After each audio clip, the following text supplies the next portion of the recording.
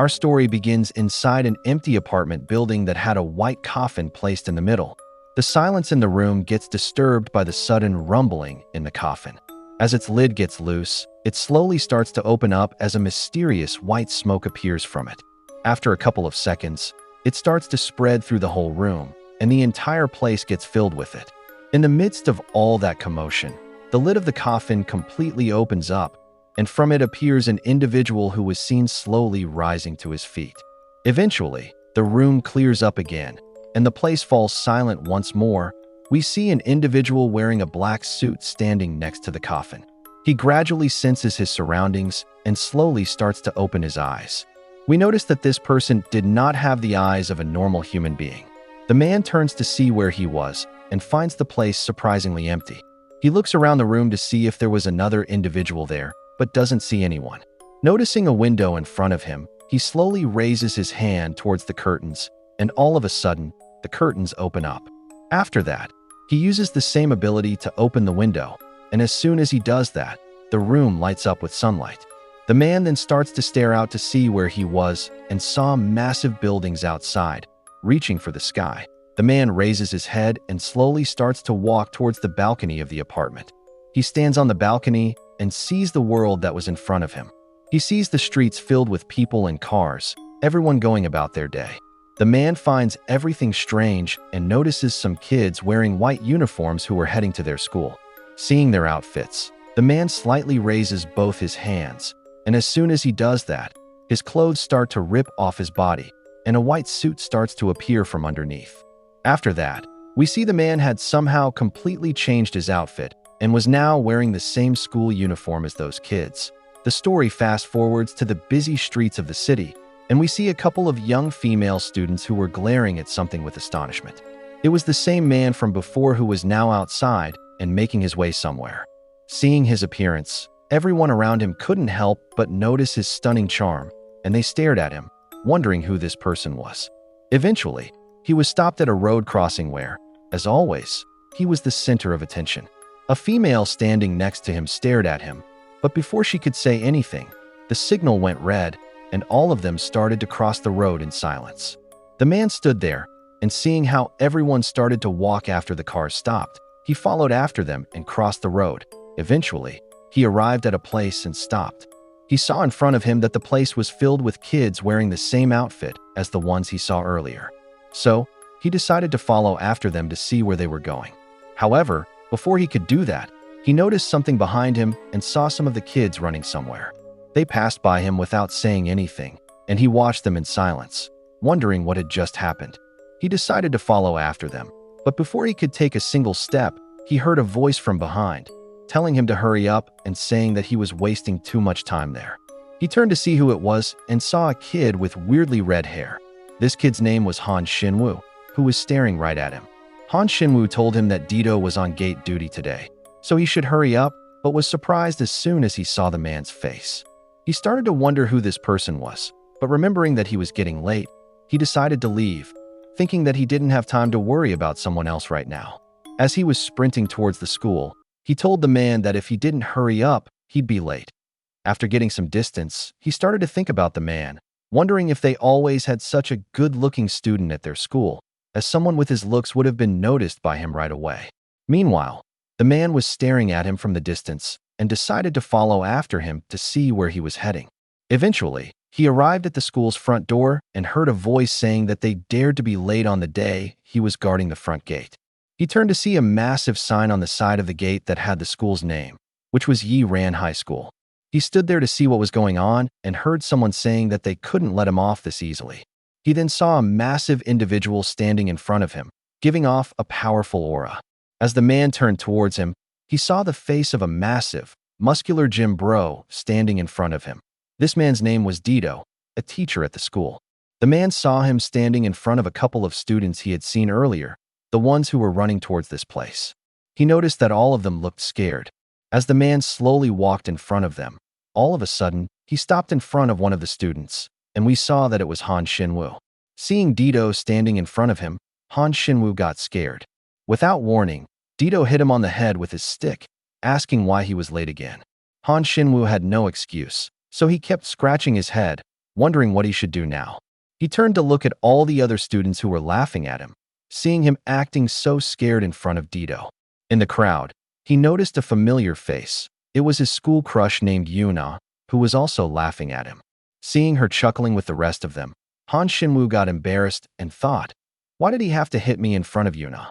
As they were doing that, Dito shouted, saying that all of them had to run 5 laps around the field as their punishment, shocking all of them. They tried to tell him to reconsider, saying that it was too much for them. He turned to look at all of them and saw Yuna, who was also saying the same thing, but that wasn't what caught his attention. He saw Han Xinwu glaring at her for some reason. Seeing this, he started to smile, which Han Xinwu also noticed. Seeing him looking right at him, he started to grin, and Han Xinwu wondered what he was thinking. All of a sudden, he got shocked when he heard Dito saying that if he ran 7 laps around the field, he would let the others go with only 3 laps. Hearing that, all of them turned toward Han Xinwu. He saw Dito behind them, who was enjoying every second of this. He looked at Yuna, who was also staring at him, waiting to hear his answer. So, he told all of them that he had no other choice and that he would take one for the team, thinking that he had nothing but energy anyway, so it shouldn't be too hard for him. Hearing his answer, all of them started to cheer for him and thank him for doing this for them. Meanwhile, Han Xinwu wasn't happy about any of this. But as he looked up, he saw Yuna smiling at him. Seeing this, he started to blush as his body filled up with new energy. The story fast-forwards a couple of minutes, and we see the once confident Han Xinwu in a sorry state, wondering if he was getting old, as his body wasn't what it used to be. He thought, who the hell made the track so long? As he was running around the track, trying to finish all his laps, the rest of the students were already done with theirs and hear Dito saying that their classes are about to start. So those who have finished their laps can hurry to their classes. After which, he sees all of them walking towards the school building in silence. As he was watching all of them leave, he hears a voice behind him and turns to see what it was and gets shocked to see what was behind him. In front of him was the same man who came out of that coffin and was staring right at him. Both of them share glances for a bit, and after an intense stare down, Dito comments that he can't believe what he was seeing and asks if he just got here. He tells the man that he never would have thought that he was a late student and asks if he wasn't acting a little too confident in front of him. But as he looks closer, he notices that he has never seen this kid before in their school. Realizing this, he starts to examine him from all sides. But the man didn't even flinch seeing him acting this way. As Dito was doing that, he turns to see something, and both of them see Han Xinwu, who had just finished his laps and was completely exhausted. He looks up to see Dito to ask if he could leave now and sees the man he met earlier, who was standing with Dito. Seeing his expressions, Dito asks if he knows this person and hears Han Xinwu saying, "Not really. He just met with him on his way to school," to which Dito shows surprise and hears Han Xinwu asking if he doesn't know who this person was either.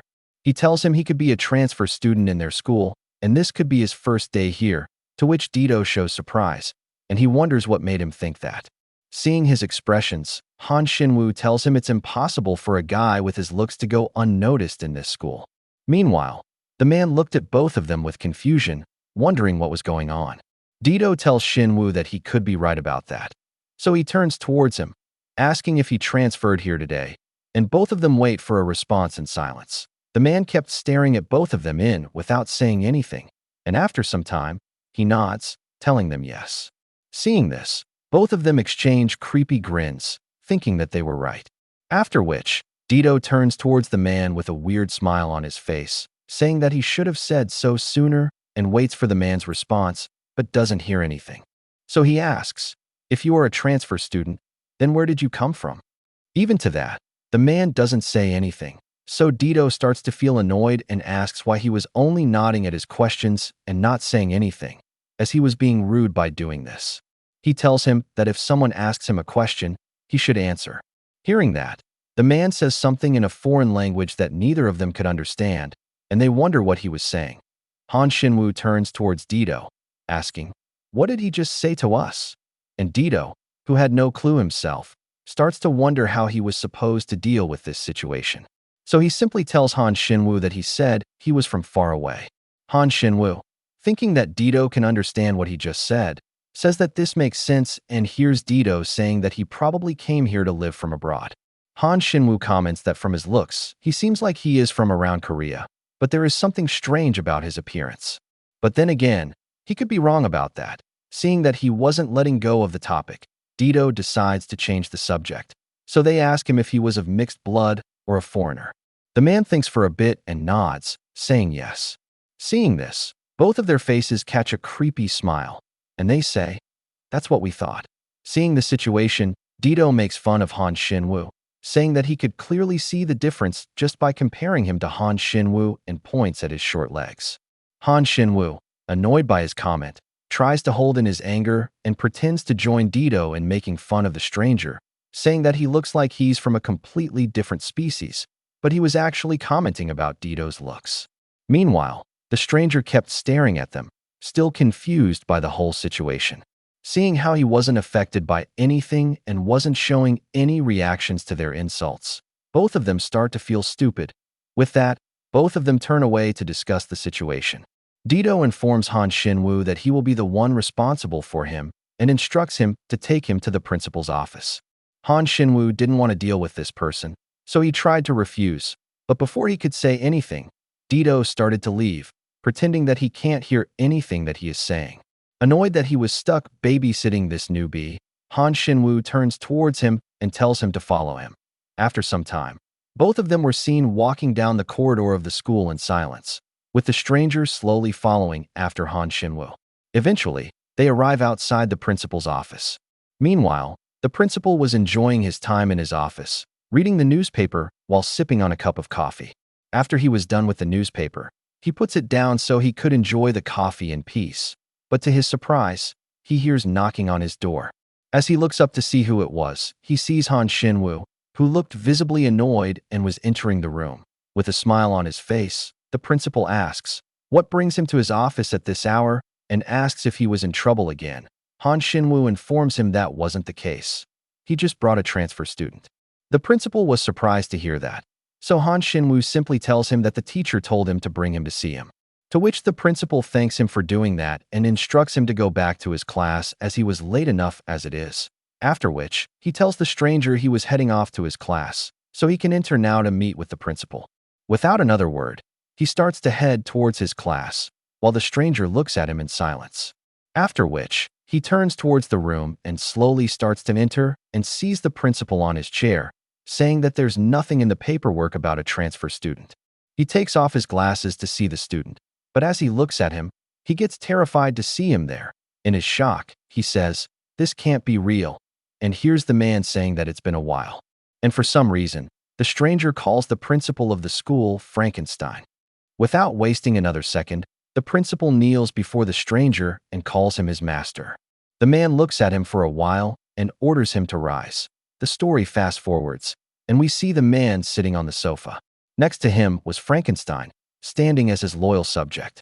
He asks how he has been and gets shocked when the man tells him that he has recently awoken. The man asks, "For how long was I asleep?" To which Frankenstein tells him that they did not know when his hibernation began and have not seen him for the last 820 years. He informs him that over the centuries, they sought to discover his whereabouts, but in their incompetence, they could not find any clues.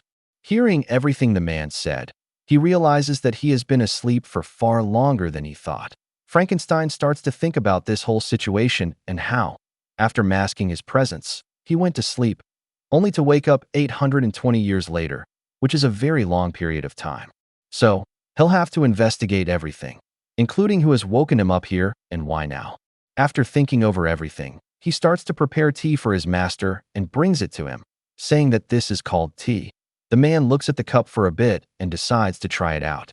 As he does that, Frankenstein asks if he was adjusting to the language here, as he can't help but worry since he's been asleep for so long. The man tells him that there is nothing wrong with his abilities, so he'll get used to it as always. As they were conversing, Frankenstein notices something about him and thinks that after hibernating for so long, he's probably chosen clothes that he believes blend in well. But of all the possible options, why did he choose these? He remembers Han Xinwu and thinks that it was probably because of him. As he was doing that, he hears the man saying that the gate guard was pretty impressive. Frankenstein wonders what he was talking about and thinks that he was probably talking about Dito, as he had a very muscular build. He then hears him asking if he became the clan leader in his absence. Frankenstein informs him that this wasn't the case and says that this place is called a school, a place to guide and mentor children, to which the man says that he should look into all the changes that have taken place in the world during his absence. Frankenstein tells him that he will make all the proper arrangements so that he won't face any difficulties. The story fast forwards, and we see him standing in a class full of students. Everyone was looking at him with astonishment, with all the girls blushing, captivated by his beauty. Seeing their reactions, Dido was annoyed and thought that this wasn't the first time he had seen a reaction like this. But did he really have to deal with it, even in the classroom? He remembers the last time he saw the students acting like this. It was when their principal gave a speech in front of the new students in their school, where he told them that their school's most important principle is free will. Meanwhile, the students were more focused on his looks rather than his speech. Even the female teachers were captivated by his beauty, and that really annoyed Dido, who wished that his speech would end soon. As it did, all the female students looked disappointed. Remembering that day, Dido wondered what kind of school had students who got disappointed when the principal's speech ended. He remembered his words, how he told them to take good care of this new student, as this was his first time in Korea, so he wasn't familiar with their culture. He also instructed him not to get angry if he did something rude, as he didn't mean any disrespect. Remembering that, he calls the attention of the class and tells them that they probably already guessed this, but this is a new transfer student in their school. Meanwhile, Han Xinwu was sleeping in class, dreaming about noodles. All of a sudden, the class fills up with loud cheers from the female students, startling Han Xinwu, who wonders what was going on. He looks up and sees the same guy he met at the school gate in his class. Meanwhile, Dido was getting more and more annoyed with everything, and he tells all of them to be quiet. Seeing his angry expressions, the whole place falls silent. After that, Dido tells all of them that the new student was born in a foreign country, and it's his first time here in Korea, so he doesn't know about their culture. All of them need to help him out. He starts to tell them his name, but realizes he didn't ask him his name. The man, understanding that he was struggling, tells the whole class his name and says it in a foreign accent, which none of them understood. They stare at him in confusion, wondering what he just said, so they turn toward Dido, thinking that he probably knows what his name was. Seeing them all staring at him, Dido starts to sweat, thinking that it was embarrassing enough with just Han Xinwu. But now, how was he supposed to translate a language he had never heard before? As he was still in his thoughts, he hears the man saying his name in Korean language. That was Kadis Etramadi, Rizel. He tells all of them that this is how they would pronounce his name here. Hearing that, the whole class starts to mumble, and Han Xinwu wonders what was with such a long name. All of a sudden, a thought hits him, so he stands up in the middle of the class and shouts, asking if he can speak Korean. Dido was also surprised to hear this and heard him saying that he wasn't very fluent in Korean yet, but everyone else was having a hard time believing that. Dido tells him that he has a really long name and asks which part is his first name and which is his last name. He hears him saying that all of it is both his first and last name. Dido asks if there is such a thing and asks what they should call him. He hears the man saying that they can call him anything they like. All of a sudden, Han Xinwu stands up from his chair and calls for Dido's attention. Dido asks what he wants while thinking about what could be going on in his head. He hears him saying that it seemed so natural that he didn't even realize it at first, but he had been talking to him as if he were an equal. Hearing that, the whole class falls silent and turns toward Dido, waiting to see how he responds. Realizing it, Dido turns toward the man, and the whole class starts to sweat. They hear him saying that he didn't notice this guy's tone until now. All of them wait to see him snap at the new student, but Dido remembers the principal's words, that he was unfamiliar with the culture here, so he needs to be understanding. He thinks that the principal personally requested that he be considerate with him, and it's already too late to scold him now. Before he could say anything, he sees a hand raised in the air. It was Han Xinwu again. Han Xinwu says that it was probably an honest mistake since he's from a foreign country.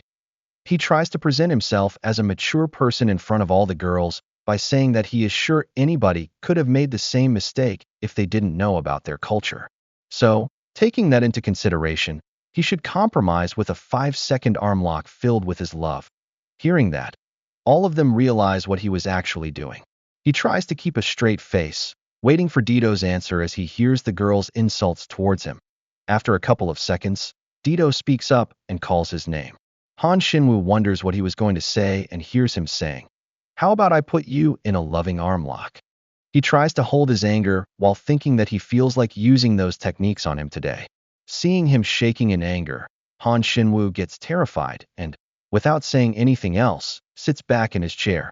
After that whole drama, Dito turns towards the new student and tells him that, in Korea, they use honorifics to show that they respect the person they are speaking with, which can also be used in several other situations, and tells him that he can't explain everything because there is no time, but he must use terms of respect for those older than him. Hearing that, the man thinks, did he really just say to respect those older than him? As clearly, he's the oldest one here. Dito looks at him, staring, and waits for his answer. When he gets none, anger starts to rise within him, but he holds it back, thinking, seeing his expressions, it didn't seem like he understood any of that. But he should let it go for now, as even Xinwu was being understanding. So there was no reason he couldn't be. He tells him that they can talk about this later as they get to know him better, but for now, the class is about to start. He tells the student that there is an empty desk behind Han Xinwu, so he can go there and take a seat, but he did not respond at all. Thinking that he probably doesn't know who Han Xinwu was, he informs him that the kid who was acting up earlier is Xinwu, to which the man starts to walk towards him.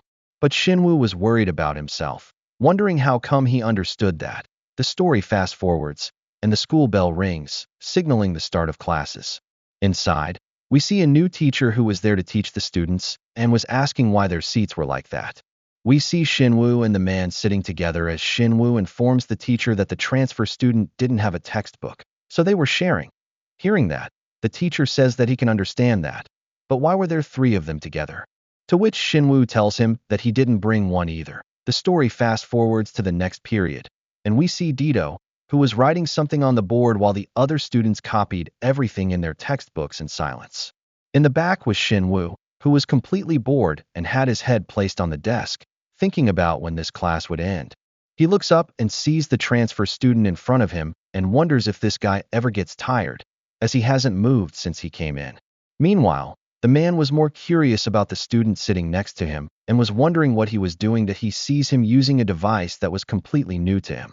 Han Xinwu thinks that he just looks to the side from time to time and wonders what kind of notes Wu Aiken was taking, moving his mouse like that, and thinks that he didn't get used to him even after all this time. He turns his attention towards the transfer student and thinks that there is something strange about him.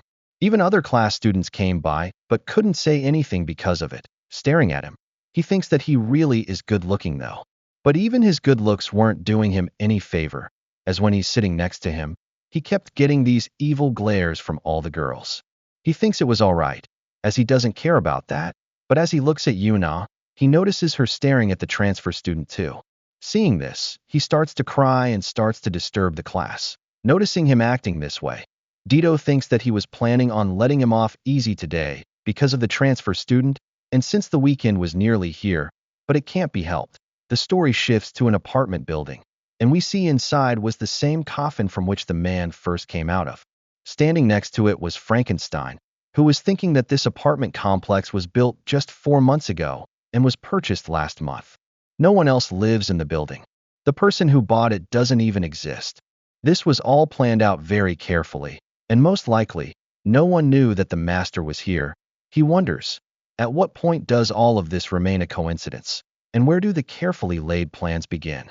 And he wonders if one of those factions was involved in this. The story fast forwards to the next day, to the principal's office, and inside, we see the man with Frankenstein, who was informing him that he was investigating the place from where he awoke. He informs him that someone bought the newly built complex not long ago, and says that he tried to search for the owner, but he doesn't exist. He suspects that the buyer is deliberately concealing his identity. It's also possible that this mysterious buyer purchased the building for a special purpose. He says that the only interesting thing he found from the investigation was the shrine he was sleeping in and suspects that they probably didn't know that he was asleep inside the coffin. He tells him that the shrine he chose before he went to sleep could be different, so they couldn't jump to the conclusion that they knew about him sleeping in that coffin. Regardless of the situation, They cannot overlook the matter if even one of those organizations is involved in this. Listening to everything, his master comments that they must have changed a lot, and here's Frankenstein saying that they have grown in numbers and have become more secretive. Out of all the organizations, the humans have changed the most. Those who used to appear weakest have become the strongest. He says that when he was last awake, they merely hid in the shadows, but they have developed rapidly over the years, have spread worldwide, and have become very powerful. The man tells him that humans have always been a fast-adapting and evolving race. Frankenstein says that he hasn't been keeping track of them since the time he hid his presence, so he is not aware of the details of their operations. But now that he has awakened again, he will keep an eye on their movements and will further investigate this situation as well. After that, he starts to think that the master hasn't changed in the slightest, not even his glacial indifference. Thinking that, he changes the subject and asks how the classes were. His master informs him that it was a new experience, to which Frankenstein says that he is glad he wasn't dissatisfied. After that, he calls for his attention, and Frankenstein wonders what could be going on in his mind and gets shocked when he hears him saying that he thinks there's something wrong with his ability. He asks if this could be because he was asleep for so long and hears no answer. So he starts to remember his ability, which allows him to link his mind with others. Though he may not understand the language as it is spoken, he can understand what others are trying to communicate, and this helps him learn languages easily. He wonders, what could have happened that affected his ability? And he gets surprised when he hears him saying it happened in a class called math. Hearing that, Frankenstein understands that even with the mind link, complex arithmetic and equations can't be understood easily. As he was thinking everything through, his master says that it was the class taught by the gate guard. Frankenstein stands there in confusion, wondering how he should explain to him that there was nothing wrong with his ability. Before he could say anything, his master comments that it was just as he thought. He was no ordinary gate guard. From the first time he saw him, he knew he wasn't normal. The story fast forwards to the dead of the night, and we see the same apartment building from where he awoke. But the silence is shattered by a loud scream from one of the apartments. The scene shifts to the inside, and we see a vampire who was looking visibly shocked, wondering, how could this be? With him were two more individuals looking at everything in silence. As he tells both of them that he swears it was right here just a few days ago, both of them turn towards him, saying that no one knows anything about this. Seeing their expressions, the vampire gets terrified and asks for a little more time, saying that he will fix this, but instead, he hears the bulky one asking the one next to him if he can eat him. Hearing that, the vampire starts to panic and asks for forgiveness, but to his disappointment, the vampire tells the bulky individual that he can do whatever he wants. Hearing that, the vampire's eyes fill up with fear, and before he could even turn to try and run away, the huge monster was already behind him. With a swift move, he grabs onto his face, and it gets buried in his massive palm. The scene zooms into his face, and we see that this bulky individual was also a vampire who, without wasting any time, starts to devour his prey. As blood starts to drip onto the floor, we see the second individual, who is also a vampire, saying that they managed to find the smuggled coffin without much difficulty. So he thought that this was going to be an easy job, but it looks like it's going to be a pain in the. He tells his companion that, according to this person, the coffin looked special, so they should stay here to investigate a little further. He hears him asking if he should get rid of this one, so he instructs him to just leave it as the higher-ups won't like things getting noisy, and there will be consequences because of the side effects. The story shifts to the next day, back to the school, and we see the students going about their day as usual. In the back was the gang. Shinwoo turns towards them and says that it is lunchtime and asks if he isn't going to eat. He hears no answer, so he asks if he didn't bring lunch today. He thinks that he didn't have anything when he got here and wonders if it could be that he has no money. So he asks if he doesn't even have any money to buy food and points out that he had no bag, no books, no food, no money. He is more pitiful than he is. After that, he stands up, saying that at least he carries around a bag and money for food. He asks him to follow him as he is going to buy him something to eat. As they were going, he heard a voice from the back calling his name. He turns around and sees Wu Aiken, who is saying that he is also coming with him. Seeing this, Han Shinwoo asks if he doesn't have any money either and hears him saying that he forgot his wallet today. Seeing no other way, Han Shinwoo agrees to pay for his food too. saying that at this point, they should just rob him. And that is the end for this video. If you enjoyed it, please hit the like button and subscribe so you won't miss any of the upcoming updates. Until next time, take care.